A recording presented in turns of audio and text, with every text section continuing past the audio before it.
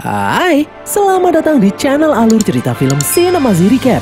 Kali ini, Mimin akan melanjutkan alur cerita film Aquaman yang kedua. Film ini berjudul Aquaman and the Lost Kingdom yang rilis pada tahun 2023 lalu.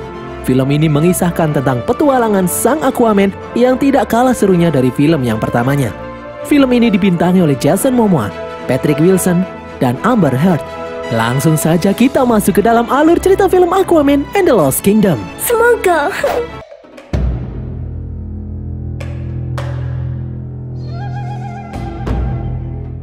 Setelah peristiwa di film pertamanya, Arthur Curry atau Aquaman kini menjadi Raja Atlantis. Dia kemudian menikah dengan Mera dan dikaruniai seorang anak laki-laki bernama Junior. Pada suatu hari, di saat Arthur dan ayahnya sedang mengobrol, dia melihat Junior bisa berbicara dengan ikan yang ada di dalam akuarium. Arthur pun sangat senang karena anaknya mewarisi kemampuannya bisa berbicara dengan ikan. Di tempat lain, David atau Black Manta berusaha memperbaiki kostumnya yang rusak akibat bertarung melawan Aquaman. Namun kostum itu hanya bisa diperbaiki dengan menggunakan teknologi Atlantis. David dan anak buahnya pun berusaha menemukan keberadaan Atlantis. Di sini dia juga dibantu oleh Dr. Shane yang terobsesi ingin melihat Atlantis dengan mata kepalanya sendiri. Pencarian ini membawa David dan timnya ke wilayah Kutub Utara. Di tengah pencarian, tiba-tiba lapisan es terbelah. Dr. Shane dan temannya berusaha kabur namun mereka terperosok ke dalam jurang. Dr. Shane yang berhasil selamat langsung menyalakan lampu. Dari atas, mobil mereka kemudian jatuh membuat lapisan es di depan Dr. Shane pecah. Tiba-tiba dari dalam lapisan es itu muncul tentakel panjang menyerang mereka. Dr. Shane pun langsung menghubungi David untuk meminta pertolongan. Beberapa saat kemudian, David datang untuk menolong Dr. Shane. Dia memeriksa tempat itu. Dia melihat lapisan es yang sudah meleleh akibat pemanasan global. Dr. Shane kemudian memberitahu kalau tentakel yang barusan menyerangnya masuk ke dalam sungai. David yang penasaran pun berniat memeriksa ke dalam sungai itu. David dan timnya memakai pakaian selam dan mulai masuk ke dalam sungai. Di dasar sungai, David melihat reruntuhan bangunan-bangunan aneh. Dr. Shane juga melihat sesuatu di balik lapisan es. Tiba-tiba tentakel itu muncul lagi menyerang mereka. Tentakel itu juga melempar David. Di dasar sungai, David kemudian melihat beberapa benda seperti kapal selam dan robot-robot canggih tergeletak di sana. Dia lalu mendengar suara bisikan menyuruhnya mengambil trisula hitam yang patah yang ada di dekatnya. David kemudian menyatukan trisula itu dan tiba-tiba dia merasa seperti dirasuki oleh seseorang. Sosok itu menyuruh David untuk membebaskannya. Sebagai imbalannya, sosok itu akan memberi David kekuatan yang dahsyat agar bisa menghancurkan Aquaman. David kemudian dibangunkan kembali oleh anak buahnya. David juga membawa trisula yang tadi dia temukan. 5 bulan kemudian, seluruh dunia digegerkan oleh suhu bumi yang tiba-tiba meningkat secara drastis. Hal itu menyebabkan perubahan cuaca secara ekstrim. Di waktu yang sama, di lautan terjadi wabah aneh akibat polusi besar-besaran yang menewaskan rakyat Atlantis. Arthur dan Mera pun menghadap anggota dewan yang mengadakan rapat untuk membahas masalah itu. Para dewan mengatakan kalau wabah itu terjadi akibat tindakan manusia di daratan yang mencemari lautan. Arthur pun menjawab kalau mereka tidak bisa menyalahkan manusia begitu saja karena manusia tidak tahu kalau ada peradaban di dasar laut ini. Arthur menyarankan agar rakyat Atlantis naik ke permukaan menunjukkan diri mereka kepada manusia agar mereka bisa berunding dengan para ilmuwan yang ada di daratan untuk memperbaiki kerusakan alam yang telah terjadi. Namun para dewan menolak dengan tegas. Mereka bersedia naik ke permukaan bukan untuk berunding, melainkan untuk berperang melawan manusia. Para dewan meminta Arthur untuk tidak membela manusia. Di tempat lain, selama 5 bulan terakhir, David dan anak buahnya mengaktifkan kembali kapal selam dan mesin-mesin yang sebelumnya dia temukan di dasar laut. Berkat bantuan sosok yang merasukinya, David bisa menggunakan teknologi itu. Namun mesin-mesin itu membutuhkan bahan bakar yang disebut orichalcum. Selama 5 bulan terakhir ini, David telah mencuri orichalcum yang disimpan di beberapa tempat di lautan. Kali ini, David dan anak buahnya berniat mencuri orichalcum yang disimpan di tempat penyimpanan milik kerajaan Atlantis. David lalu turun menggunakan robot gurita, sementara Dr. Shane dan Stingray memantau dari dalam kapal selam. Diam-diam, David dan anak buahnya berhasil masuk ke dalam gudang penyimpanan orichalcum. Namun ternyata aksi David ini berhasil diketahui oleh prajurit Atlantis. David yang panik menyuruh Stingray untuk menjemputnya. Kapal selam miliknya pun mulai bergerak memasuki Atlantis melalui gerbang depan. Dr. Shin terpukau karena baru pertama kali melihat gerbang kerajaan Atlantis yang sangat ramai itu. Melihat ada penyusup datang, penjaga gerbang menyiapkan meriam hydro. Stingray lalu mengaktifkan perisai untuk menahan serangan meriam hydro itu. Dr. Shin kemudian membalas serangan dengan menembakkan gelombang ultrasonik yang membuat para penjaga kesakitan. Kapal selam itu pun akhirnya berhasil menjebol masuk wilayah Atlantis. Di dalam, Mera dan Atlana membawa pasukan untuk mengejar David yang berusaha kabur. Atlana kemudian diserang oleh gelombang ultrasonik. Mera lalu menciptakan pusaran air membuat robot cumi yang dinaiki David menghantam batu karang. Di saat Mera akan menangkap David, tiba-tiba David menyerangnya dengan sinar laser membuat Mera terluka parah. Dr. Shin lalu mengajak David untuk kabur karena semua Orichalcum sudah dimasukkan ke dalam kapal selam. Ternyata Arthur datang membawa pasukan Atlantis. David kemudian merusak sebuah kereta untuk mengalihkan perhatian Arthur. Setelah berhasil menyelamatkan kereta itu, Arthur kembali mengejar David. Namun tiba-tiba Arthur dihantam gelombang ultrasonik hingga pingsan. Singkat cerita, akibat peristiwa ini, anggota dewan yang marah berniat mencabut tahta Arthur sebagai Raja Atlantis karena Arthur dianggap tidak becus melindungi kerajaan Atlantis. Dan parahnya, kini manusia berhasil menjebol masuk. Itu artinya manusia sudah mengetahui keberadaan mereka. Arthur pun berdiskusi dengan Nareus dan ibunya Atlana untuk membahas serangan Black Manta sebelumnya. Arthur merasa kalau David saat ini berubah menjadi semakin kuat. Dia juga mempunyai teknologi yang belum pernah Arthur lihat sebelumnya. Atlana lalu memberitahu kalau Black Manta telah mencuri Orichalcum di berbagai tempat penyimpanan sejak 5 bulan terakhir ini. Orichalcum sendiri adalah bahan bakar yang sangat kuat namun sangat merusak lingkungan dan efeknya bisa membuat bumi mengalami pemanasan global yang parah. Karena mereka tidak bisa memusnahkan Orichalcum secara sembarangan, akhirnya petinggi Atlantis terdahulu memutuskan untuk menyimpan Orichalcum di berbagai tempat penyimpanan di lautan. Setelah mendengar penjelasan ini, Arthur memiliki firasat kalau pemanasan global parah yang terjadi akhir-akhir ini disebabkan oleh Black Manta yang menyalahgunakan Orichalcum. Mereka harus segera menghentikan Black Manta. Namun mereka tidak tahu tempat persembunyian Black Manta saat ini. Arthur lalu memiliki ide. Dia mengatakan kalau adiknya, Orm, pasti tahu di mana keberadaan David atau Black Manta. Saat ini, Orm dipenjara di kerajaan Fisherman karena telah membunuh Raja Fisherman. Nareus menjelaskan kalau bangsa Fisherman pasti tidak akan mau membebaskan Orm begitu saja. Arthur pun berniat menjebol penjara Fisherman untuk membebaskan Orm. Arthur meminta bantuan ibunya dan Nareus agar dia tidak ketahuan. Nareus lalu memberikan kostum khusus yang bisa membuat Arthur tidak terlihat untuk sementara. Sementara Atlana memerintahkan cephalopoda yang bernama Topo untuk membantu Arthur karena Arthur tidak bisa menggunakan alat komunikasi sebab hal itu bisa terdeteksi oleh Fisherman.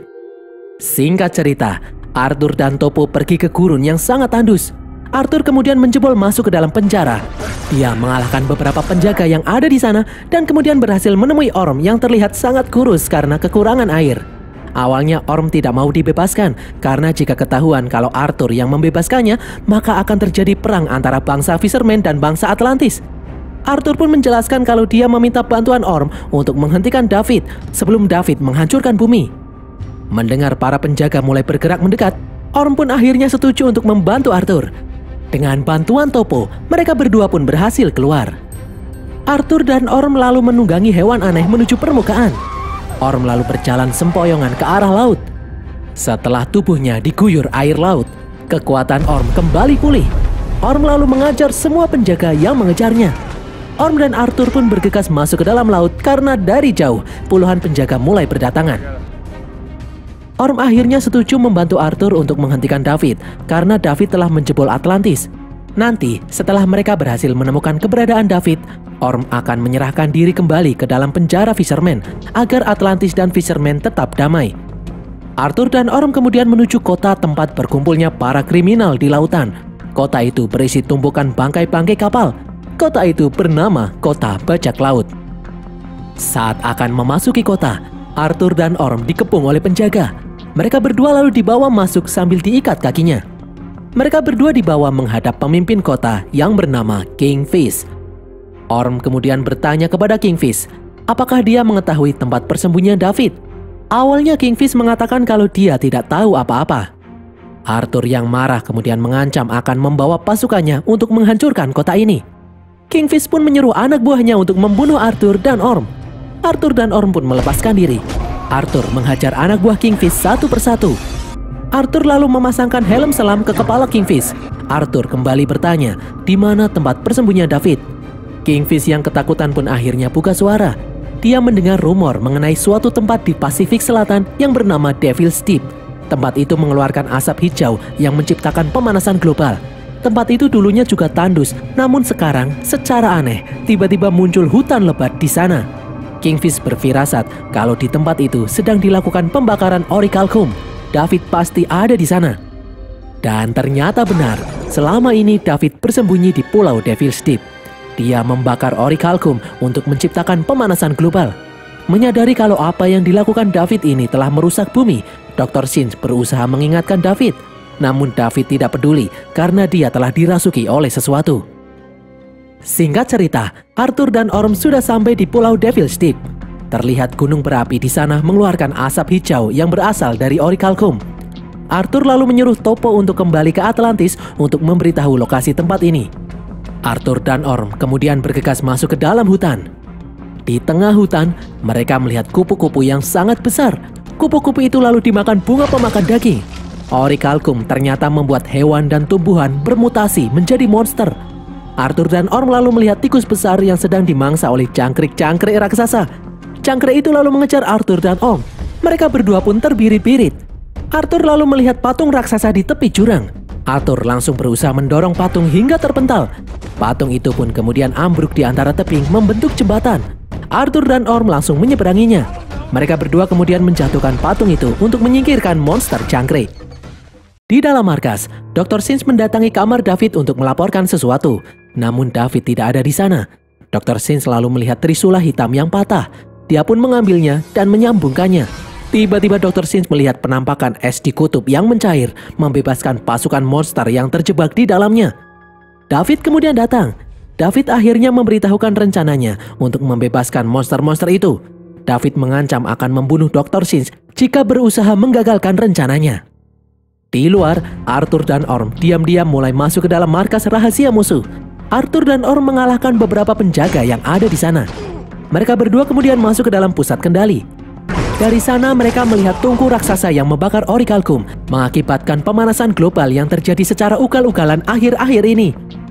Dr. Sinch kemudian masuk. Dia meminta Arthur dan Orm untuk menolongnya. Dia sebenarnya tidak setuju dengan apa yang dilakukan David, namun dia tidak bisa kabur. Dr. Sinch lalu memberitahu tentang trisula hitam milik David. Tiba-tiba terjadi ledakan hebat membuat Arthur dan Orm terlempar. Stingray lalu menyuruh anak buahnya untuk menyerang Arthur dan Orm.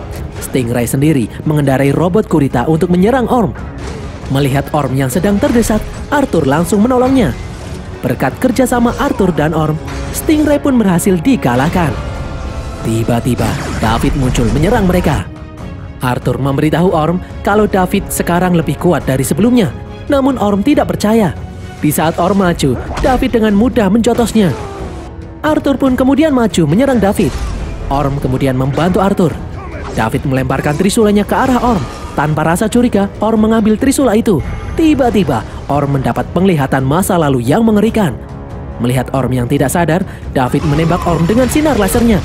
Di saat David akan membunuh Orm, tiba-tiba terjadi ledakan hebat. Di luar, ternyata Nereus dan pasukan Atlantis datang menghancurkan Pulau Devil's Deep. Di dalam, Arthur mengejar David hingga masuk ke dalam air. Sementara itu, anak buah David yang selamat kabur menggunakan kapal selam. David pun bergelantungan pada kapal selam untuk kabur. Di saat Arthur akan menangkap David, dia kembali terkena tembakan ultrasonik, membuat Arthur terhimpit dua batu besar. Mera kemudian datang menolongnya. Setelah situasi aman, Orm menceritakan di saat dia memegang trisula hitam, dia melihat penampakan masa lalu yang sangat mengerikan. Orm mengatakan kalau dia melihat penampakan kerajaan kuno yang telah hilang yang bernama Necrus. Itu adalah kerajaan terkutuk yang telah dihapus dari catatan sejarah.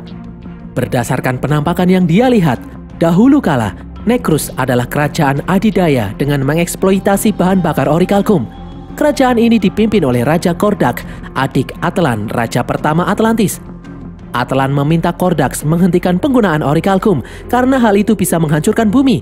Namun Kordak malah mencurigai Atlan ingin merebut wilayah kerajaannya.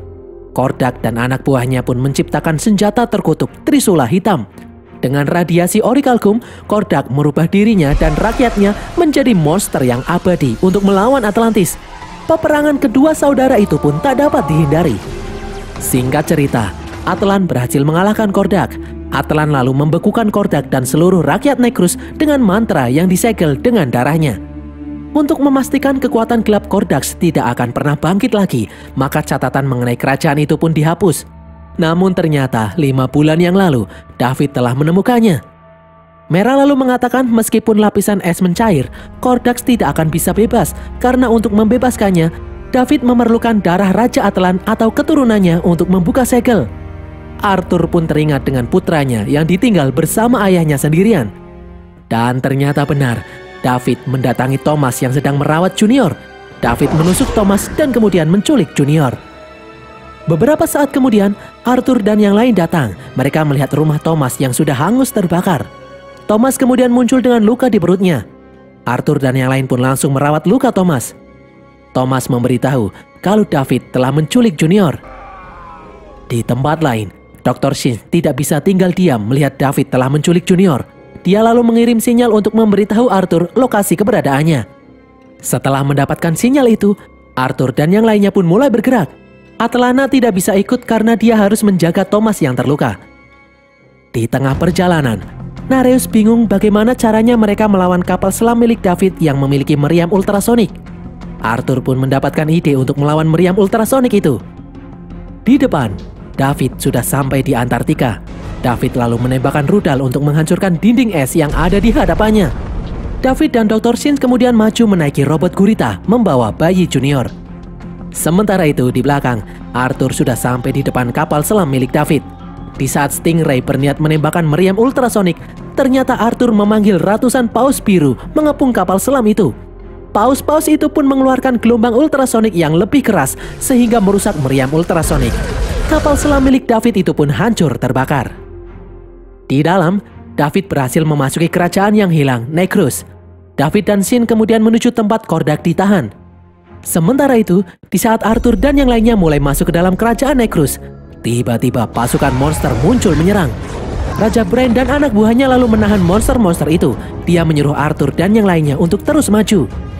Di dalam, David dan Shin akhirnya sampai di hadapan Kordax yang membeku. Sementara itu, di saat Nareus berusaha menaiki jembatan, dia ditarik oleh tentakel monster. Orm kemudian datang menolong Nareus. Di dalam, David meminta Shin menyerahkan bayi Junior. Namun ternyata yang diserahkan oleh Dr. Shin adalah bom. Bom itu langsung meledak. Dr. Shin berniat membawa bayi Junior kabur. Namun David keburu menyerangnya dan kemudian merebut Junior dari tangannya. Di saat David akan menusuk Junior, Arthur melemparkan trisulanya untuk menghalau. Arthur dan David pun kembali bertarung dengan sengit. David yang telah dirasuki oleh Kordax berhasil membuat Arthur kewalahan. Di saat David akan membunuh Arthur, Mera datang menyelamatkannya. Mera kemudian menyelamatkan Junior. David melemparkan trisulanya ke arah Mera. Beruntung Orm menangkap trisula itu. Namun hal itu malah membuat Orm dirasuki oleh Kordax. Kordax meminta Orm membebaskannya. Dengan imbalan, Kordax akan membantu Orm kembali menjadi Raja Atlantis menguasai lautan ini. Orm pun hanya diam saja. Roh Kordak kemudian berpindah dari tubuh David ke dalam tubuh Orm. Kordak selalu menyuruh Orm untuk membunuh Arthur. Orm yang kesurupan pun mulai menyerang Arthur bertubi-tubi. Serangan itu membuat darah Arthur muncrat di tempat penyegelan. Sihir penahan Kordax pun akhirnya berhasil dipatahkan. Kordax akhirnya telah bebas. Di sini, Arthur masih berusaha menyadarkan Orm. Sejak kecil, Arthur selalu ingin mempunyai saudara. Arthur sangat senang karena ternyata dia memang memiliki saudara kandung, yaitu Orm. Meskipun awal pertemuan mereka tidak berjalan baik, Arthur berharap Orm bisa menerimanya sebagai saudara. Mendengar hal itu, Orm pun akhirnya sadar dan melepaskan trisula itu. Melihat Kordax yang telah bangkit kembali, Arthur melemparkan trisula hitam ke arah Kordax. Namun dengan mudah Kordax menangkap trisula itu. Arthur kemudian melemparkan trisula miliknya ke arah Kordax. Trisula itu menembus trisula hitam dan dengan gampangnya membunuh Kordax. Ledakan hebat pun terjadi dan kerajaan Necrus akhirnya runtuh. Melihat David bergelantungan di pinggir jurang, Arthur berusaha menawarkan bantuan untuk menariknya. Namun David menolak. David memilih mati daripada ditolong Arthur. Singkat cerita, Arthur dan yang lainnya pun berhasil selamat. Arthur yang tidak ingin adiknya masuk ke dalam penjara lagi, menyuruh Orm untuk bersembunyi di daratan. Dia dan yang lainnya akan mengatakan kepada masyarakat kalau Orm telah mati akibat tertimpa reruntuhan Necrus. Mendengar hal ini, Orm pun berterima kasih. Orm akhirnya menerima Arthur sebagai kakak kandungnya. Orm yakin kalau Arthur layak menjadi Raja Atlantis. Beberapa hari kemudian, dunia dikembarkan dengan munculnya perwakilan kerajaan Atlantis ke permukaan. Arthur akhirnya memutuskan untuk mengenalkan Atlantis kepada manusia di permukaan bumi, meskipun beberapa pihak masih menentangnya. Arthur berbicara di forum PBB menawarkan kerjasama antara pemerintah dunia dengan pemerintah Atlantis untuk mengatasi permasalahan iklim yang terjadi akhir-akhir ini. Sementara itu, Orm menyamar menjadi manusia biasa, menikmati indahnya menjadi pengangguran. Dan berakhirlah alur cerita film Aquaman and the Lost Kingdom ini guys. Semoga kalian terhibur. Pesan yang kita dapatkan dari film ini adalah, jika kalian menjadi raja, jangan pelit membayar bodyguard untuk menjaga anak kalian. Tulis kritik dan saran kalian di kolom komentar. Jangan lupa subscribe dan follow semua media sosial kami. Dan sampai jumpa di konten kami berikutnya. Bye!